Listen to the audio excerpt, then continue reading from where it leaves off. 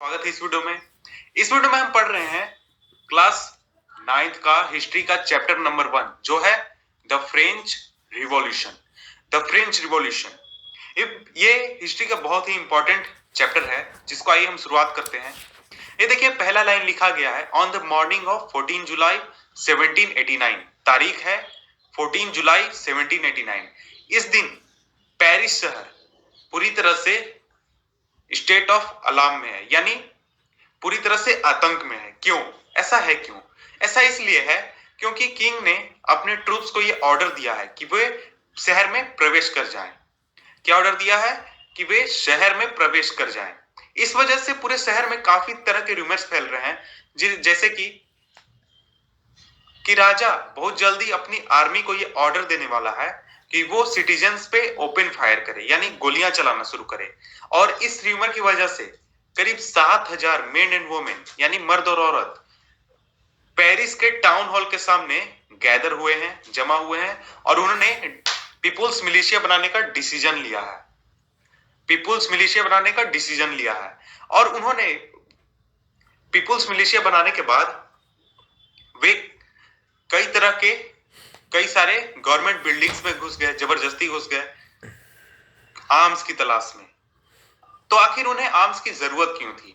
उन्हें आर्म्स की जरूरत इसलिए थी क्योंकि उन्हें लगा कि राजा बहुत जल्दी अपने ट्रूप्स को ऑर्डर देगा गोलियां चलाने के लिए, और इस वजह से उन्हें आर्मी का सामना करना पड़ सकता है। इसलिए उन्होंने सोचा कि आर्मी हमला करे इससे पहले वे आर्म्स के साथ तैयार हो जाएं।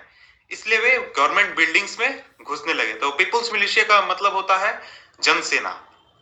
तो आइए हम आगे देखते हैं।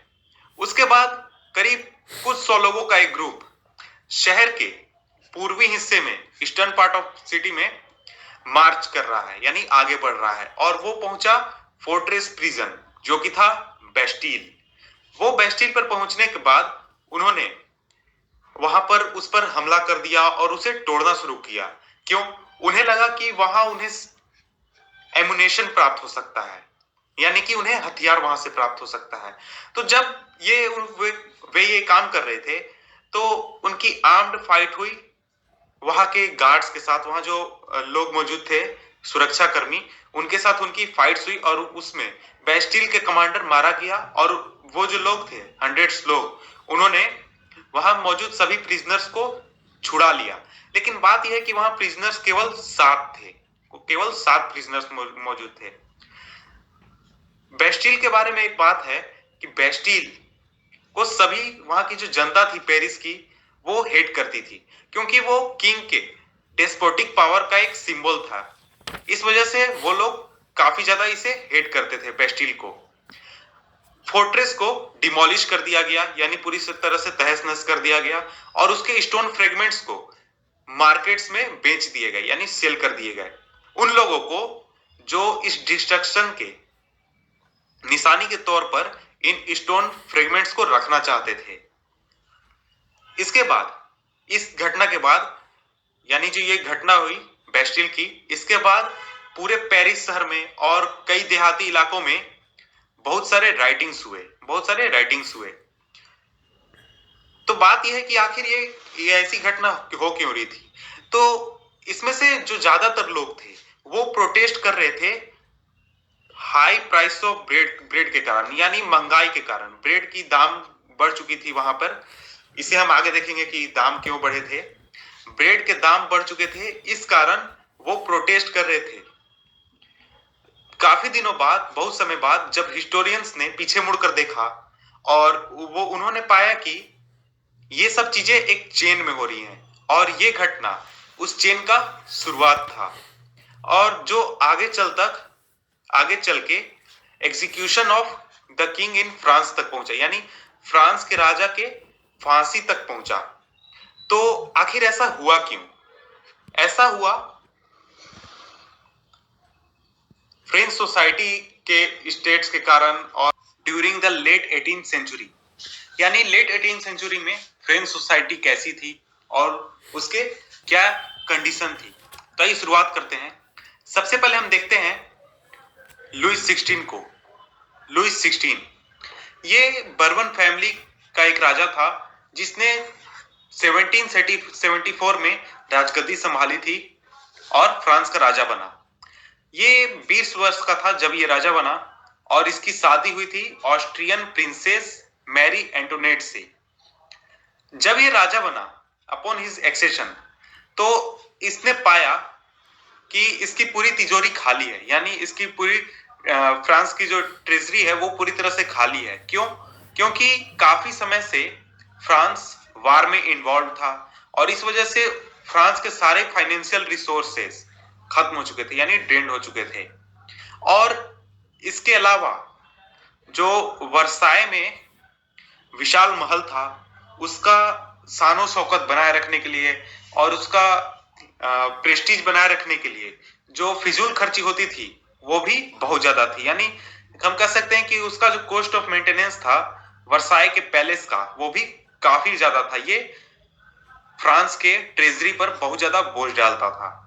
इसके बाद जब लुई 16 राजा बना तो उसने 13 अमेरिकन कॉलोनीज, ये जो 13 अमेरिकन कॉलोनीज थी ये ब्रिटिशर्स की कॉलोनी थी।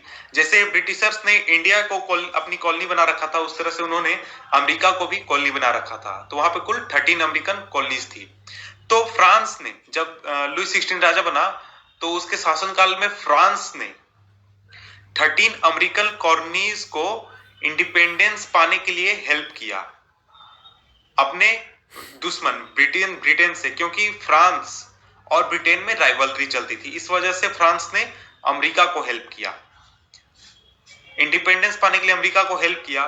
तो ये जो वार हुआ, जो इसने हेल्प किया, ये जो वार हुआ, इस वार ने 1 बिलियन लीवर्स का डेब्ट यानी कि लोन फ्रांस पर चढ़ा दिया, जबकि पहले से 2 बिलियन लीवर्स का लोन फ्रांस पर पहले से था। इस वजह से जो लोन देने वाले लोग थे यानी लेंडर्स जो थे वो अब ज्यादा चार्ज करने लगे सरकार से, यानी करीब 10% का इंटरेस्ट रेट चार्ज करने लगे वो सरकार से। तो फ्रांस की जो सरकार थी यानी फ्रेंच गवर्नमेंट जो थी, उसे मजबूरी में अपने बजट का एक बहुत बड़ा हिस्सा इंटरेस्ट पेमेंट पर चुकाना पड़ता था, क्योंकि इसने काफी सारा लोन ले रखा था और उसका इंटरेस्ट पेमेंट चुकाने में इसे बहुत बड़ा हिस्सा अपने बजट का चुकाना पड़ता था। और इसके अलावा जो उसके रेगुलर एक्सपेंसेस थे, यानी फ्रांस के जो रेगुलर एक्सपेंसेस थे, जैसे कि कॉस्ट ऑफ मेंटेनेंस और मेंटेनिंग आर्मी, कोर्ट और गवर्नमेंट ऑफिसेस चलाने में जो खर्च होते थे या फिर यूनिवर्सिटीज में जो खर्च होते थे, इन सभी चीज खर्च को पूरा करने के लिए सरकार को मजबूर होना पड़ा टैक्स बढ़ाने के लिए। लेकिन ये मेजर भी, ये तरीका भी ज्यादा कारगर नहीं था, क्योंकि 18th सेंचुरी में जो फ्रांस था, वो फ्रांस की सोसाइटी थी, वो 3 स्टेट्स में डिवाइडेड थी और इन 3 स्टेट्स में से जो थर्ड स्टेट के लोग थे ये केवल टैक्स चुकाते थे, केवल थर्ड स्टेट के लोग टैक्स चुकाते थे।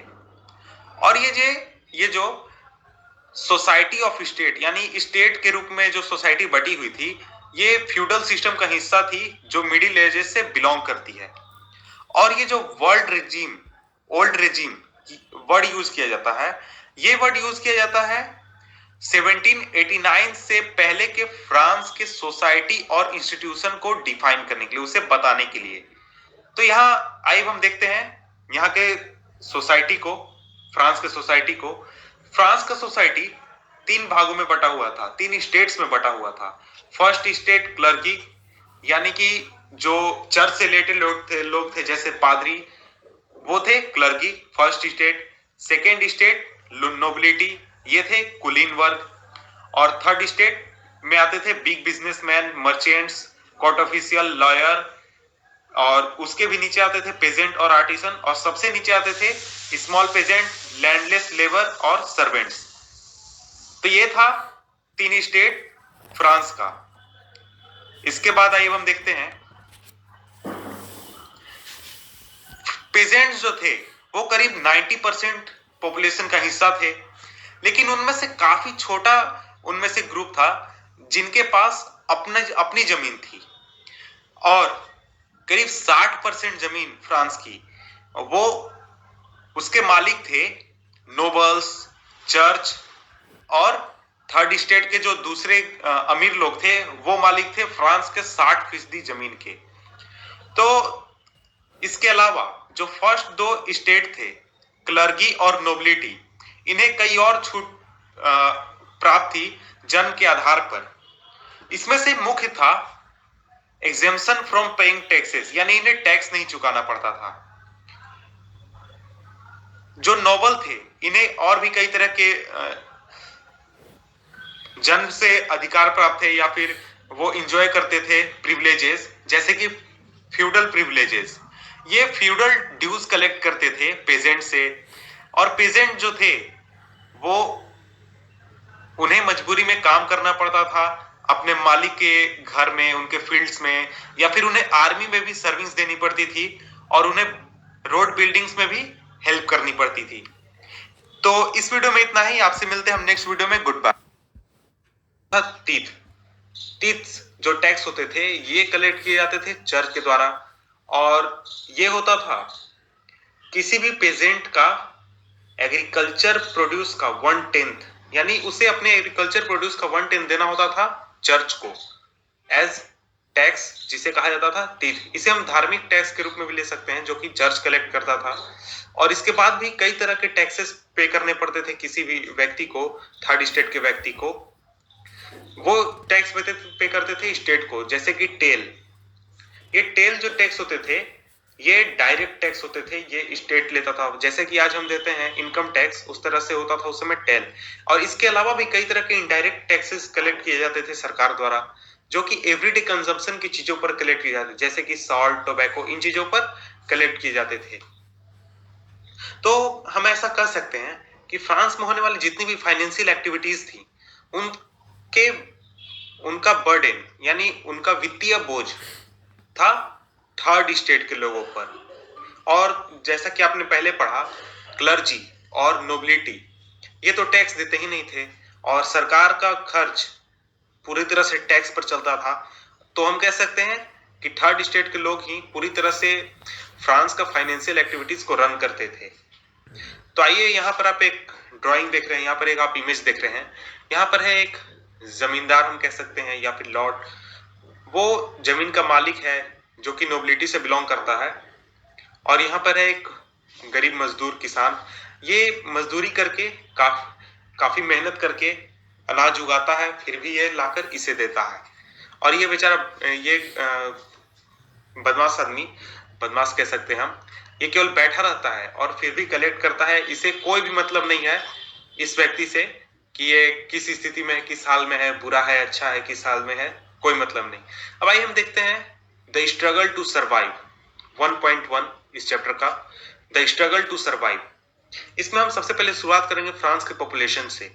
फ्रांस का पॉपुलेशन 1715 में 23 मिलियन था, और ये 1789 में बढ़कर 28 मिलियन हो गया। यानी कि करीब इतने वर्षों में 50 लाख पॉपुलेशन में वृद्धि हुई।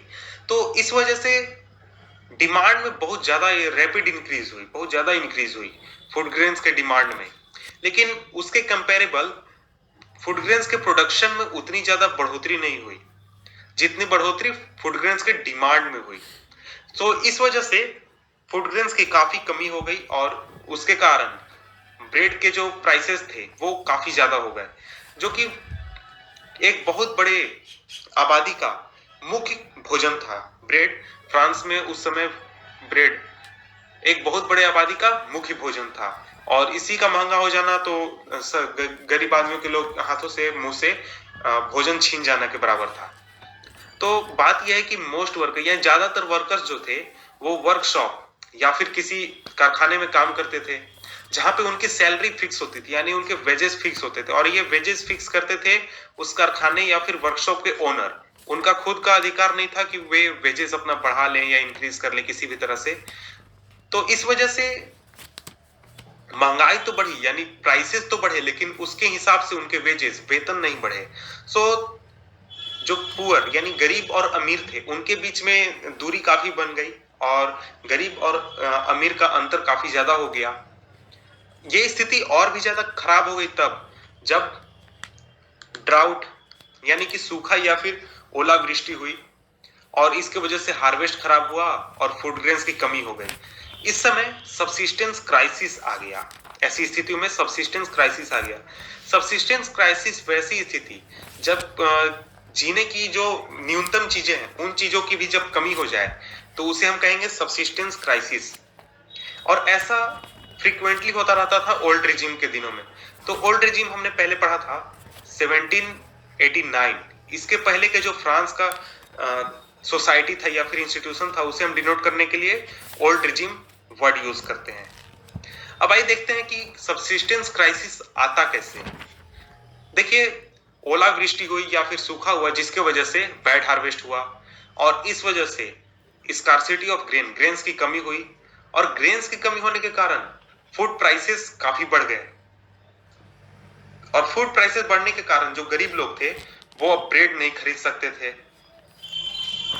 ब्रेड नहीं खरीदने का कारण वो भोजन उनके हाथ से छिन गया, मुंह से छिन गया, निवाला छिन गया, जिसकी वजह से उनके शरीर कमजोर हो गए या फिर फूड राइट्स बहुत ज्यादा हुए। अगर शरीर कमजोर हुए तो वो डिजीज एपिडेमिक्स यानी डिजीज के चपेट में आए जिसकी वजह से काफी ज्यादा मौतें हुई।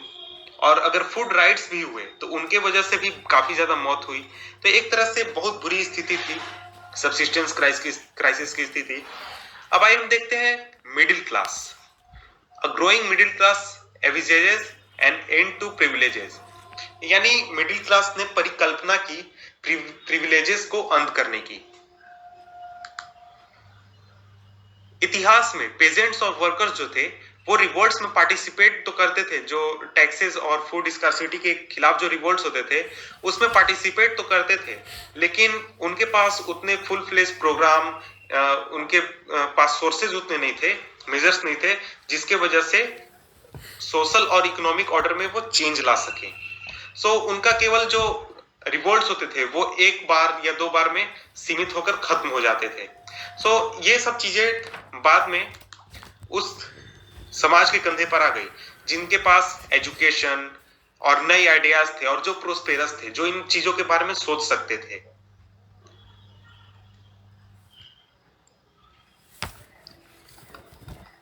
18th सेंचुरी में एक नया सोशल ग्रुप आया जिसे मिडिल क्लास कहा गया है। फ्रांस में एक नया सोशल ग्रुप आया जिसे मिडिल क्लास कहा गया। इनके पास काफी ज्यादा वेल्थ था, काफी भरपूर मात्रा में वेल्थ था और ये काफी ज्यादा ओवरसीज ट्रेड और मैन्युफैक्चरिंग करते जिसकी वजह से इनके पास काफी पैसा था और इस वजह से इनके पास एजुकेशन के भी सोर्सेस थे और ये काफी एजुकेटेड थे जिस वजह से ये इन चीजों के बारे में सोच सकते थे। और इस ग्रुप में इनके अलावा कई तरह के लॉयर्स, एडमिनिस्ट्रेटिव ऑफिशियल्स भी आते थे। एडमिनिस्ट्रेटिव ऑफिशियल्स आते थे जो कि एजुकेटेड थे, तो इनके पास काफी सोर्सेस थे, एजुकेशन था, प्रोस्पेरस थे ये, तो ये इन चीजों तक पहुंच रख सकते थे। तो इनका मानना था कि एजुकेटेड और ये जो इनका मानना था कि सोसाइटी के किसी भी ग्रुप को बर्थ के आधार पर प्रिविलेज नहीं मिलना चाहिए, किसी भी ग्रुप को बर्थ के आधार पर प्रिविलेजेस नहीं मिलना चाहिए और किसी भी व्यक्ति का सोशल पोजीशन डिपेंड होना चाहिए